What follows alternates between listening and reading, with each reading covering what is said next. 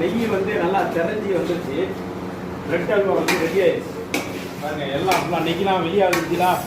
இவ்வளோ நேரமாக வெளியாகலை. தண்ணி ஃபுல்லாக எடுத்துட்டு நெய் ஃபுல்லாக வெளியாகுது.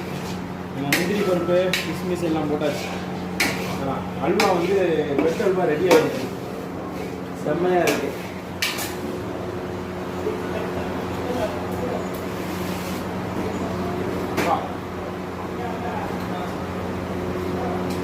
இனிப்புனா அளவா சூப்பராக இருக்கு.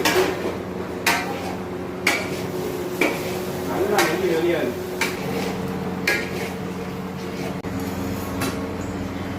இதுவா